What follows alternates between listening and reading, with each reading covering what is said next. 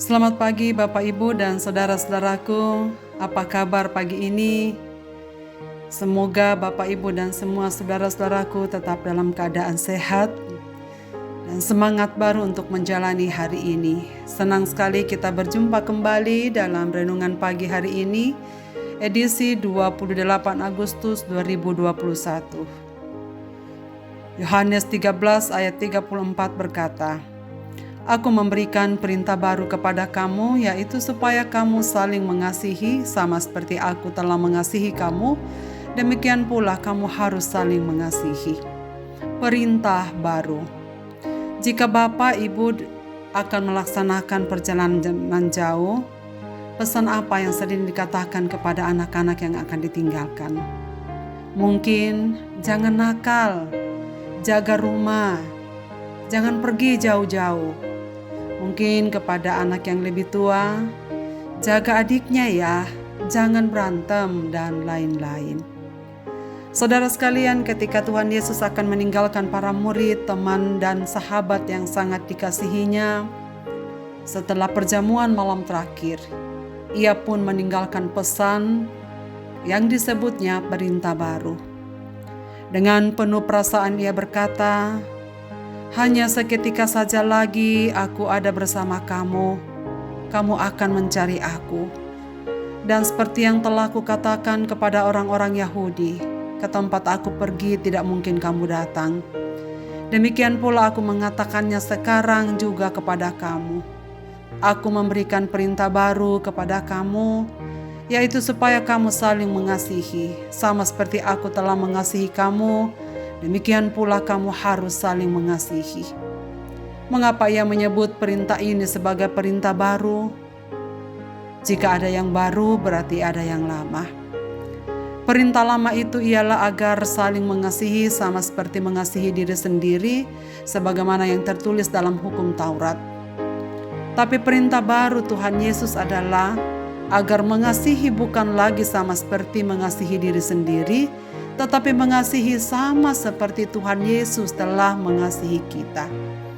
Ajaran kasih Kristus jelas lebih tinggi nilainya dari ajaran kasih dalam hukum yang lama, yakni mengasihi menurut standar sama seperti diri sendiri. Semua agama di dunia mengenal dan mengajarkan prinsip kasih ini, mengasihi sesama sama seperti mengasihi diri sendiri. Hukum kasih yang lama menjadikan diri sendiri sebagai standar. Jika ingin diperlakukan dengan baik, maka perlakukan orang lain juga dengan baik. Jika tidak ingin dicubit, jangan mencubit orang lain. Jadi selalu kembali kepada diri sendiri. Akhirnya bermuara pada diri sendiri. Kita dituntut melakukan yang baik agar kebaikan juga yang akan kita terima. Tapi prinsip kasih dalam perintah baru adalah mengasihi seperti Kristus yang telah mengasihi kita. Ciri kasih Kristus adalah kasih yang rela berkorban, rela memberi untuk kebaikan bagi orang lain, sama sekali tidak menghendaki ada timbal balik, tidak mengharapkan balasan dari yang dikasihinya.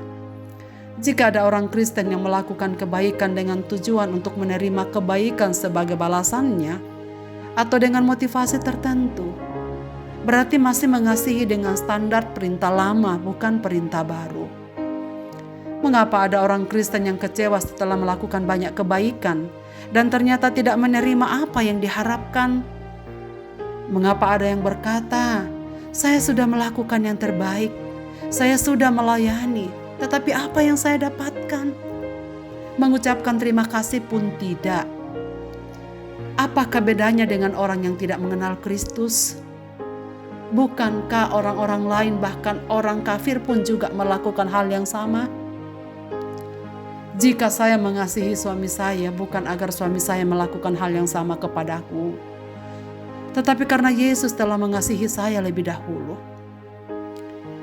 Saya memberikan secangkir kopi bagi orang lain, bukan untuk diucapkan terima kasih, tapi karena Kristus sudah memberikan minum lebih dahulu kepadaku. Sehingga saya tak akan kecewa jika orang lain tak menghargai apa yang telah kulakukan.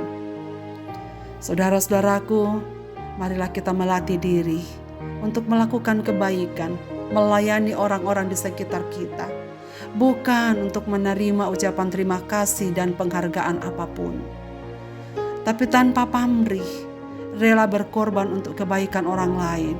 Bukan untuk menerima balasan lagi, tetapi kita lakukan sebagai buah ucapan syukur atas kasih Kristus yang telah kita terima. Dengan demikian, kasih Kristus akan nyata bagi banyak orang. Tuhan Yesus memberkati kita dengan firman ini. Marilah kita berdoa. Terima kasih atas firman-Mu ini ya Tuhan. Tolonglah kami untuk hidup di dalamnya.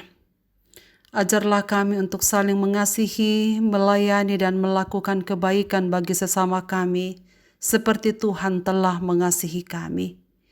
Kiranya Roh Kudus memimpin kami dengan rela melakukan apapun di hari ini, seperti kasih Kristus, sebagai buah iman dan syukur kami kepadamu ya Tuhan. Berkati semua umat-Mu yang mendengarkan firman-Mu pagi ini.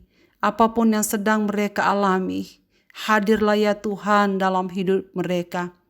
Berikan kesembuhan kepada yang sakit, berikan penghiburan kepada yang berduka, berikan pengharapan kepada yang putus harap, kuatkan iman mereka yang goyah, agar kami semua mengalami cinta kasih-Mu dan sukacita di dalam Dikau.